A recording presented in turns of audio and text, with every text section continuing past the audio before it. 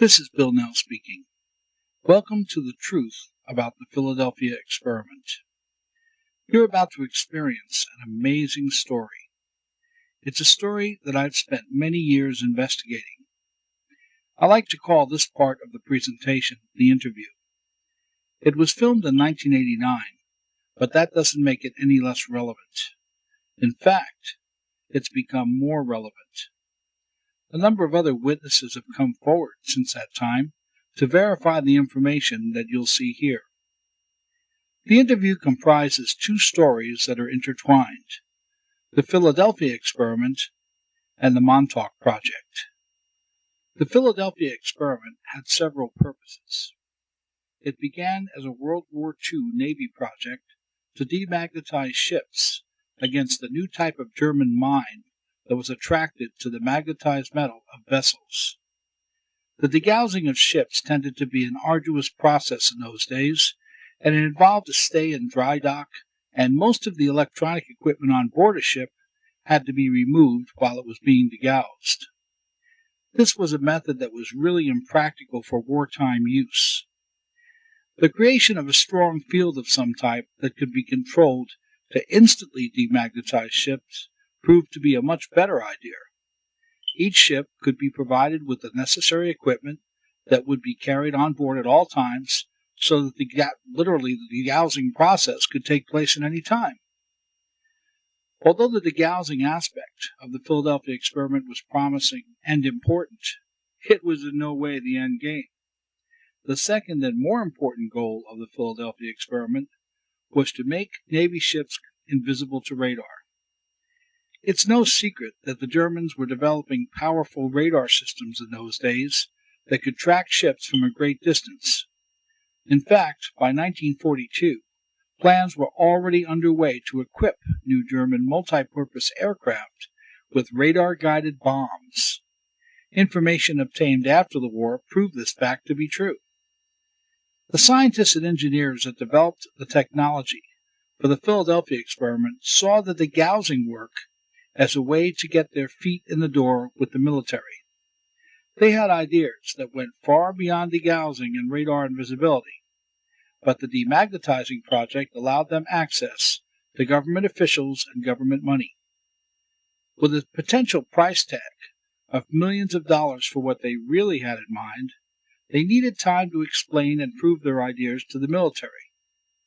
The Navy was the perfect start.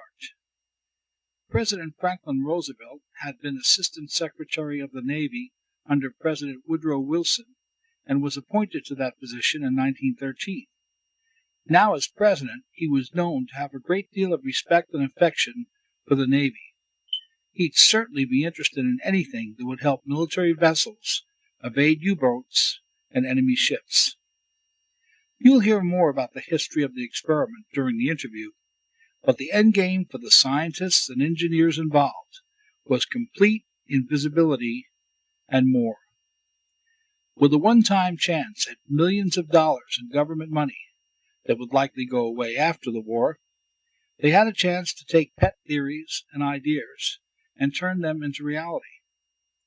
Knowing how notoriously skeptical naval officers were about new technologies and ideas, they had to prove that the ideas could work, and did so by staging demonstrations and tests over a period of time. Not all the tests went well, as you'll see, and it was obvious that more control over the new technology was needed, but the scientists and engineers involved produced results that the Navy could not ignore.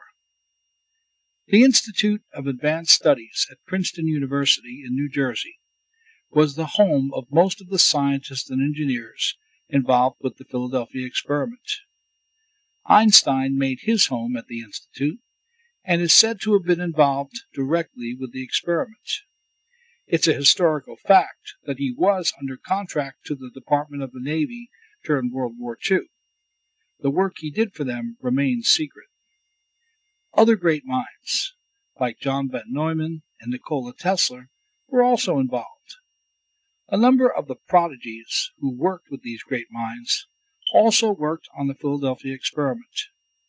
I tend to believe that the entire saga began because these prodigies urged Einstein and others that they worked for to pursue the practical application of theories they developed at the Institute by contacting the military. If these theories could be proven true, there could be a chance at millions of dollars in government money, and actually this would be a chance for the prodigies to establish their own reputations and their own areas of development using those much-needed government funds. With the nearby Philadelphia Naval Shipyard and its assets placed at their disposal, things moved forward to the point where sea trials of the technology were planned and carried out in the early 1940s. During one of these trials, a hyperspace portal, or window, or stargate if you will, was opened, which transported two of the sailors from the test ship to another place in space and time. That place was the Montauk base, where the technology originally developed from the Philadelphia experiment was now being used on even more advanced and bizarre projects, as you'll soon see. The time was the 1980s, and the place was the eastern end of Long Island, near the historic Montauk Lighthouse. There's a great deal more to this story, and I'll allow the interview participants to fill in the blanks for you. And you'll certainly want to listen carefully because it's quite a story. When I first went to this special event, I must say I was skeptical and ready not to believe most of what was going to be said simply because it didn't fit into what I thought about technology and government and things of that nature, even though I've been a paranormal investigator for many years and investigated a number of outrageous UFO claims, some true, some not. But I did approach it as objectively as possible. And in fact, as you'll see, I brought people with me to help verify these claims. But let me give you a little bit of information about the people that were involved in this interview session. Let's begin with Preston Nichols. He was born on Long Island, New York, in 1946. He has degrees in parapsychology, psychology, and electrical engineering. Preston worked for most of his life in defense electronics and wound up at Brookhaven National Labs and AIL. In 1968, Preston's involvement with Montauk began. He got involved with the tail end of stealth research at AIL. Preston was told that the research started right after the Philadelphia experiment. He actually read the final report of Project Rainbow, which was what was known as the Philadelphia experiment in those days. The report named the Cameron brothers as being the Navy liaison in the experiment. Next, he got pulled into the Mind Sciences project at Montauk. They were working on interfacing a person's mind to a computer. Preston worked with Al Bielek on the psychic aspects of the Montauk Chair and the Montauk Boys program. Preston trained the Montauk Boys to be PSI warriors. The Montauk Chair used subtle quantum fields to read a person's thoughts. The psychic would lay in the chair, go into a trance, and a group of coils picked up the emanations. A bank of radio receivers designed by Tesla could pick up and digitize the thought, turning thought into computer code. The radar tower was used to turn thought into reality. This chair was used for many purposes. One was to open up a vortex for time travel. Many Montauk boys were lost due to the initial testing of the time vortex. Now let me introduce you to Al Bielek. Al Bielek has led a life that most would not choose to lose. While many would think that time travel, meeting aliens, and working on secret projects are exciting ventures, Al paid a big price for the privilege. Because those who set the agenda wished to keep their activities secret, Al was robbed of his family, his memories, and ultimately his identity. They used advanced technologies to erase what was dear to him. However, their technologies were not perfect. Slowly but surely, the memories came back to Al. Al started meeting others who had been through the same process, and ultimately a flood of memories returned that would allow him to tell his story in his own words. Al has been involved for many years in electrical engineering. Duncan Cameron is one of the central figures in the Philadelphia experiment and Montauk Project saga. According to Al, Duncan was his brother when Al was Ed Cameron, who jumped off the USS Eldridge in 1943 and landed into the future. When they wound up in 1982 or 83 at Montauk, they were both sent back to the USS Eldridge to destroy the equipment that was keeping the ship in hyperspace. Al Bielek says that before the Eldridge rematerialized, Duncan jumped back off the ship and returned back to 1983. He was used extensively as a psychic in the Montauk Project. He became one of the principal psychics who manned the Montauk chair. The chain was used to create and hold the frequency required to perform the time travel and mind control activities.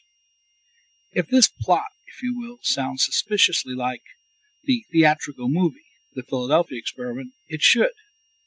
It's thought that the movie came out at a time and was produced at a time when basically the story of Montauk was going to come out anyway, because despite all the brainwashing techniques that were being used and thought masks, some of the people remembered. And what a great way to have plausible denial if a movie were to come out before anyone talked, and the movie was obviously portrayed as a fictional story, so that anyone telling a story after that would be thought to be claiming something that was nothing but pure fiction. The interview was filmed by me in the Long Island home of a friend of Preston and Al. With strange cargo vans circling the neighborhood while the session was conducted, on a chilly day after Thanksgiving in 1989, and lots of nervous participants, I filmed as best I could without special lighting or anything that might detract those present from the task at hand. I was able to use microphones placed near those that were involved, so the sound quality isn't bad. Among those present at this sort of micro event were a small, specially invited group of paranormal researchers, psychics, and journalists.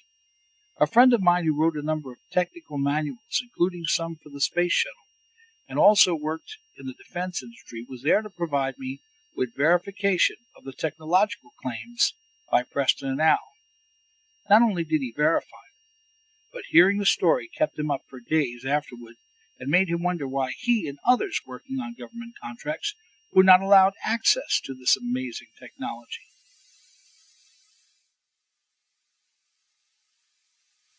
Thank Preston, Al, and Cameron for being here tonight. Really, for all of us eccentrics, we are thoroughly pleased to hear about the Rainbow Project, the Philadelphia Experiment, the Phoenix Project, all that good stuff. And so I guess you can all take it the way you want, as one after another, while he puts on his sunglasses. And this is really, I think, a memorable event. And so you guys can take on the project, and thanks for being here.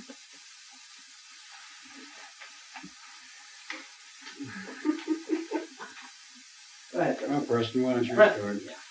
All right. Well, we're here tonight. We have with us Mr. Bielek, who is from the Eldridge for the Philadelphia Experiment, the older fellow that went back to 43. We also have with us Mr. Cameron, who is also off the Eldridge.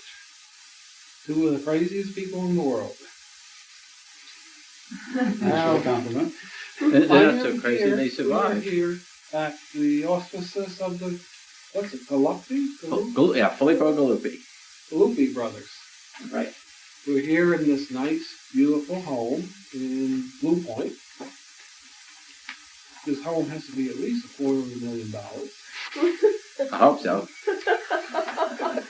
Three-quarter. Or $750,000, whatever. And I don't know what we're going to talk about. Why don't you start with what Montauk was about, how it tied into the Philadelphia Experiment. A brief synopsis, maybe, of the... Okay, first of all, I got to find the However, PowerPoint. you want to start with Philadelphia and then go to however you want. How it ties in. I first have to find the power cord. I got a place to plug this power cord in to start up the tape recorder. Go. There, plugged in. Alright, way back when. Let's start with the Phoenix Project. Phoenix Project is a carry-on from the Philadelphia Experiment. That was a... Can you hear them? Can you hear them okay? That was a silly little project that the Navy did back in the 30s and the 40s, attempting to make a battleship invisible. They wanted to make an aircraft carrier invisible. They threw the switch one eventful day, and the ship went into hyperspace, caused all sorts of problems for the people on the boat. Navy said the thing's a huge failure, it's a huge success, but it's also a huge failure, and they shelved it. In about 47, it was decided, the government can't leave this thing alone. They got a wild effect that they wanted to study. So in 47, they reopened it and started up with what we came later to know as the Phoenix Project. It was originally the Rainbow Project. It was moved to Brookhaven National Laboratories, and Dr. von Neumann and all his associates, this was long before any of us were involved in it, started to replicate this thing. Out of the Phoenix 1, the early project, came the stealth technology, which I cannot talk about. Either of these two guys could talk about the stealth technology, but I cannot talk about it because of my job. And also came out all sorts of energetic little toys, such as radiosondes. What is a radiosonde? Well, if you remember all back when we were kids, we saw these little white plastic boxes that had a white bottle hanging down on it that they connected to a little red parachute, filled up a balloon with helium, connected the whole thing, and up in the atmosphere it went. The government told us, hey, this thing is a weather data package. It has a temperature sensor, has a humidity sensor, and it has a pressure sensor in it. And this thing will alternately transmit temperature data, humidity data, temperature data, reference data. And the switching was controlled by the barometric pressure at the height by what they call the baro switch. This thing used a very unusual type of pulse modulation. In most cases, they used a CW, continuous wave oscillator, and pulsed the thing off. The pulse was pulsing it off. This turned out to be a very efficient conversion of electrical energy to etheric energy.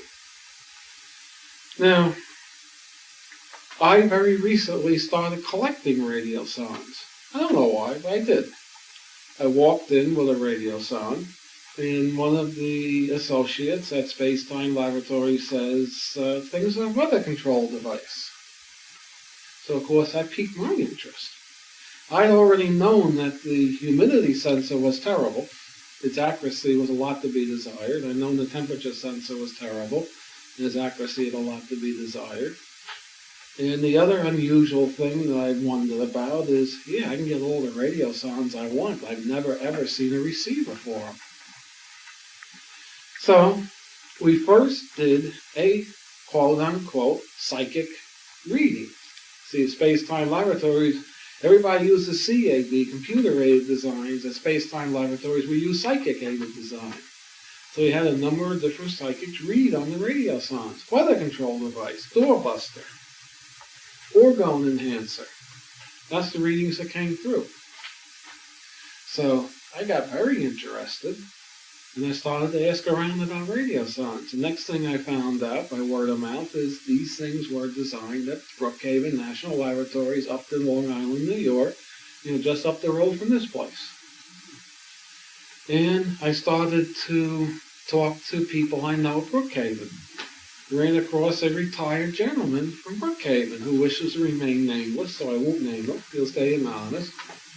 He told me that the design was originally done by a character by the name of Wilhelm Reich. Of course, that piqued my interest even more. Wilhelm Reich. The story goes that in about 47, Mr. Reich handed the U.S. government a weather control device, a little package that would do door busting. He felt that if he could reduce the amount of door and increase the orgone in the storm wouldn't be violent, it wouldn't have winds, and it wouldn't do the damage. It would be a less violent storm. What is the DOR? Deadly orgone. Dead orgone. That's the bad stuff. And where does that come from? No one really knows where it comes from. I've heard a number of theories. Well, essentially, orgone can be considered like life energy, energy from life forces, energy from living beings. Dead orgone is same type of energy but dead. It doesn't have any life in it. It has a tendency to decrease life functions. It reduces life functions. So the government took this little widget that Mr. Wright handed them. He told them, put it on a balloon, send it up. Of course, they put a parachute on it because they didn't want the thing coming down with a big, loud, crashing bang through somebody's skylight, and the government gets sued for all sorts of money. And they send the thing up into a bad storm, and it gets reduced in intensity tremendously. So the government goes back to Reich and says, hey, we like the thing.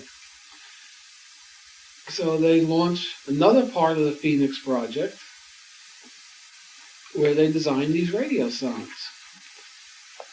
This is almost like a little subsection of this, by the way, this story. Now, of course, I dug further and further into it. As I already noted, I talked of the receiver. There are instances where we know they launched these things from every boat at sea, every airport, every weather station. They launched them from planes. At one point in the 50s, there must have been maybe 200 to 500 of these things launched every day. The radio range, being a radio person, I can tell you about that. I checked it. The radio range on these transmitters, even up in the air, maybe is 100 miles. So that means when they launch one of these frequencies, there had to be a receiver close by. They're going to send up a data transmitter and now have, they have to have a receiver. That means if they're sending 200 or more of these things up each day, it's got to be one pile of receivers. These receivers should be very common. Now, I happen to be a receiver collector. I have over 100 receivers in my personal collection of receivers. I have never seen a radiosonde receiver. I've heard them, but I've never seen one. I got almost every other receiver that was used in the 40s and the 50s by the military. I have a question.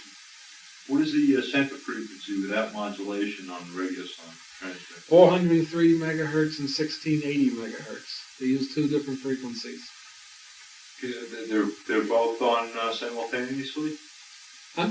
They're both on simultaneously? No, it's one or the other. One for primary and one for secondary? No, it's one transmitter or the other transmitter that's in the package. The early ones are on 403. The later ones, exactly? Plus or minus 2 megahertz. And the later ones are on 1680, plus or minus about 6 megahertz. They were crystal tuned or? No, they were just free running oscillators. Free running oscillators. The 400 megahertz, I was going to get into the details, the technical details, how the radio sound worked. All right, this is a good time to go into that. I don't have any illustrative material, so I'll have to attempt to describe to you people how the circuitry worked. It's a very unique system that they had. Essentially, the temperature element was a thermistor type. It is a negatively varying resistance with the temperature. As the resistance goes up, as the temperature goes up, the resistance goes down. Now, I had a mass spectrograph done on one of these thermistors, and I compared it to a YSI thermistor. And they both have carbon in them. They both are essentially carbon, but the radiosonde thermistor had some silver in it, had some gold in it, had some platinum in it, had some iridium. I'm trying to remember the other two elements it had. It has a fair amount of silver in it. Silver was about 10% by weight. Now, for a thermistor, it's not going to make it any more accurate. If anything, it's going to make the curve go really strange. You're doping it with metals like that. Of course, you read Wilhelm Reich literature, you'll find out Reich used sensors that had gold and silver in them. So that's one interesting note there. The humidity element is a plastic plate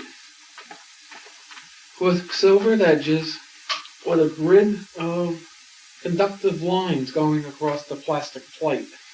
This way and this way. This way, this way, this way, this way, this sort of thing.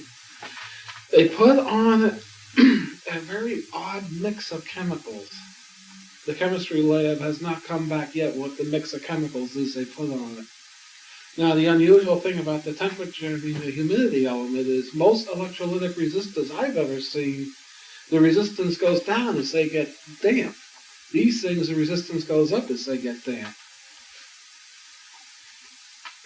Now, what we're theorizing at this point, which we've proven from the esoteric side, we have no physical data to back it up, is that the thermistor rod, the temperature sensor, the temperature rod, acts like an antenna for the door. It acts like a door antenna out of phase. That's the dead orgone. The humidity sensor acts as an antenna for the orgone. Of course, this parallels the whole idea of, you'll see in esoteric circles, people use salt water solutions with different electrodes in them to detect these energetics with a fair degree of success. Looks like here, Wright took it much further. Now, the pressure sensor is essentially what they call a barrow switch, or a pressure-sensitive cycling switch. As the thing would rise, the pressure would change, and the needle in the little barometer would go across a switch segment, hit the segments of a switch. That drove a relay that would in sequence put either the temperature or the humidity sensor back and forth. It would switch between these two sensors. Then it would switch to, which I'll explain in a minute how it's done, to what they call a reference mode in the transmitter. So what they have, as this thing rises and goes above the earth, it transmits a signal that destroys the door, and also transmits a signal after that, or before, however you look at it, that builds up the orgone energies. Now, let's consider the transmitter. The transmitter is a very interesting little beast. It is two oscillators. An oscillator that runs at the carrier frequency, the 403 megahertz or 1680 megahertz. There's a second oscillator, which is a 7 megahertz oscillator coupled into the grid of the carrier oscillator. Now, the control grid of the modulation oscillator, the 7 megahertz oscillator, has an RC network that causes it to do the relaxation number. Now, as the oscillator runs, it builds up DC across the grid when the capacitor that's in the RC network for the relaxation oscillator, I have to apologize, I don't have any schematics with me. I didn't expect to talk of this, but there was interest at the table. As that capacitor would build up high enough in charge and put a high negative bias on the grid of the tube, cut the tube off, the oscillator would stop oscillating, of course. The RC network would discharge and pull the voltage down on the capacitor just like a neon bulb oscillator. So essentially that 7 megahertz oscillator would pulse on and off. Now, the lower the resistance, the faster the pulsing would be, and the higher resistance, the slower the pulsing would be. I'm trying to make this as clear as I can without having a schematic to point out. I know, are the two people here following what I'm saying that have some technical background?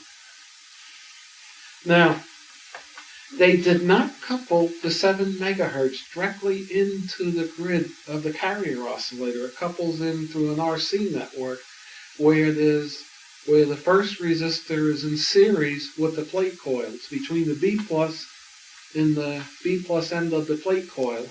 They have a capacitor going to ground, a bypass capacitor that integrates the function.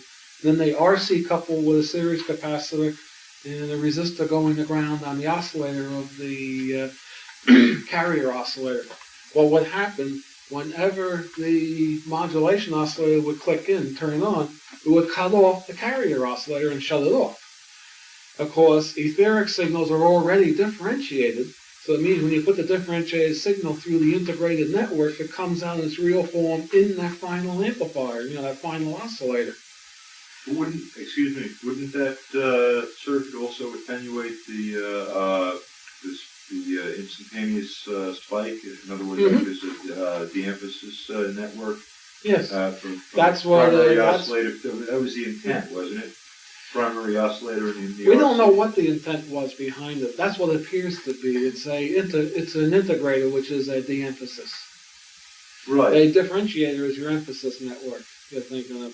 See, in engineering, as a technician, you talk of de-emphasis and emphasis. In engineering, we talk of integration and differentiation. And being trained in that's what I talk of. So the etheric signal or the hyperspatial signal, the orgone is already differentiated. It can't do anything. It's 90 degrees out of phase to begin with. This integration network brings it back in phase for the transmitter to transmit it.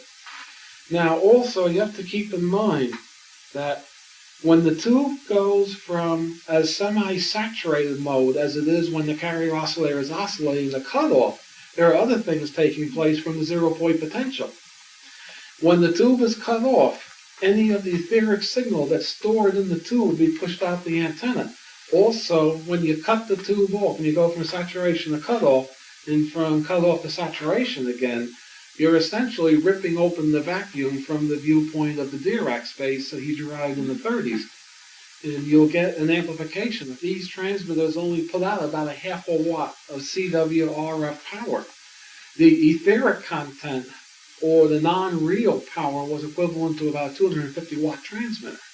That's how efficient these little things were. Can you describe the phase relationship between the RF output power and the etheric power and the frequency difference between the two? Okay, the frequency should be the same. The phase relationship... Cosine? Would it be a cosine function? Let's see, what would it be? It would have to be, let's see, it would come out of the differential equation relating the baseband to the carrier frequency. I think it'd be a tangent. I think it's a tangent function. So it would rise sharply. Yeah. Until the next cycle. Mm-hmm. That tells you that sends out the etherics in bursts. In other words, when this transmitter runs, the CW part of it, when the oscillator is on, it doesn't put out much etherics.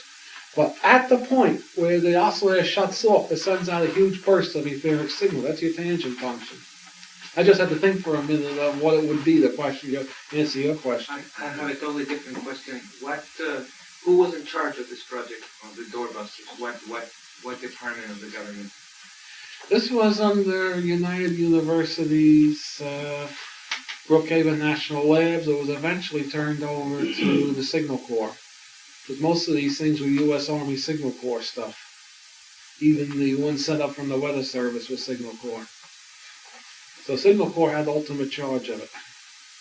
So as you're talking about this whole system, how does that now get into what was happening in the 40s and the 80s? Okay, let's finish this off a little. Where was I? Questions always break a train of thought. You were describing basically the system of the doorbusters. All right, the government could not tell the public that these things were weather control devices. They were keeping that secret. How'd they guard the secret? Two ways. They first showed a few receiving stations constructed to receive these things, put out that line. The personnel that launched them would laboriously calibrate them. Thirdly, the special tube that's in the radiosondes, they would list in the tube manual as a whole bunch of baloney. Essentially, they'd be saying that only a few hours of life. That means if the ham over there picked one up, looked at the tube manual, the 7533 is only going to last a few hours, he's not going to use it. And that worked very well. As I already mentioned, I've never seen a receiver. That says they didn't use a receiver with these things. This is why, this is the hard data, besides the psychic data I base that the story is correct. All right, what we're seeing here actually is in actuality the genesis of the Montauk Project. The Montauk Project was Phoenix 2. The Montauk Project is a combination of Wilhelm Reich's work in the Philadelphia experiment. It was like two separate little projects going on in Phoenix 1. You had the development of the invisibility and its human factor study. Also, you had the development of Wilhelm Reich's weather control. So that was Phoenix 1? Yeah, that's Phoenix 1, and they converged. towards the end of the Phoenix project, by using some of Wilhelm Reich's concepts and some of the modulation schemes gleaned from the Radiosonde project, coupling, I know you're looking puzzled, this is what I found last week. Coupling that to the equipment that was used on the boat in the later invisibility project, they found out you couple the two, you now could use this for mind control. I'm not saying mood alteration. I know Governor Circle would rather have me say mood alteration. Here, I'm calling a spade of a spade. Mind control. That's what these idiots were doing. They're not actually idiots. That's what these people were doing. That's what the Montauk project was? No, the Phoenix One. Phoenix One. The end of Phoenix One, of course, what happened? Congress, the political government heard, hey, these guys are playing with mind control. They don't want that. So they told them, hey guys, cut it out. We don't want you looking into mind control. That's a no-no. So, of course, the project was stopped. It was shut down. Does anyone here think it was really shut down? No, of course not. The people that were running this project went to the military and said, hey, we got this neat little project going. We can eventually use this to influence the mind of the enemy to give up and to surrender. We need a place to do this. We got to do this undercover now. So, of course, the military, they love the idea. You know, they love something, throw a switch and the enemy puts down all their weapons and comes up hands in the air. They love this. So the military was sold a bill of goods. And the military was said, okay, you can use the old Montauk Air Force Base. It's dead, it's derelict. Also, some of the equipment you requested is on that base, the old Sage radar. So the base was shut down, everything was auctioned off, but the Sage radar was left behind. And the whole group moved from the Brookhaven Labs out to Montauk. That's Phoenix 2. Of course, they spent the first 10 years, from about 1969 to about 1979, researching pure mind control. They started out by taking the output of the Sage radar, modulating it to special ways that they came up with that Reich had shown them from the weather control process, and combining that with stuff they noticed from the Philadelphia experiment work and the stealth work. And they were hitting these poor bastards with the microwave beam out of the Sage transmitter direct. Sage transmitter transmitted at about 400 megahertz, 406 megahertz, I believe most of the time it was set at. It would hop around frequency a little. It would change in phase. It was pulse modulated. They used the amplidyne concept where you had many stages pulse modulated. Each one would pulse slightly different to build a form in the final stage. Do you notice specific pulse width or frequency of pulse width? BRF was anywhere from 10 cycles to about 750 cycles. The pulse width, depending upon how they loaded up the capacitors, the voltage could be varied anywhere from about 10 microseconds to about 75 microseconds. The center frequency was 406 megahertz, generated from a stay low type function, which was referenced from a zero time function. Was there any other modulation on this? Phase modulation, frequency? There was phase modulation, there was frequency hopping on it. Now this is as I saw it when I got on the station. I'm first trying to account what our digging and psyching and digging and talking to different people told us was the genesis of this thing. Let's keep all the technical questions till later. Okay? But let me straighten out the chronology. Phoenix 2, then, it would start in 1969? Yeah, about 69, 70, 71, somewhere in there. Phoenix 1 went from World War 48 II to 68. to 68. Now, essentially, the first part of the mind control project was to take an individual, such as Duncan here, stand them maybe, 250 feet away from that antenna. As I was starting to go into what the Sage radar was capable of, the Sage radar had a peak pulse power of a half a megawatt. That's in the antenna. The antenna had a gain of 30 dB. So that means you're a megawatt. It has a peak pulse power, effective radiated power of at least a gigawatt. This is nominally a gigawatt. Can you imagine what that would do to people? I think it's amazing that the people are still here today that have been hit with this. It does such things as burn out brains, functions, and neurological damage. And you look inside of a person's lung that had this done, it'll look like the lung is all scarred from the heat generated, and it just goes on with physical damage done to the body by this sort of thing.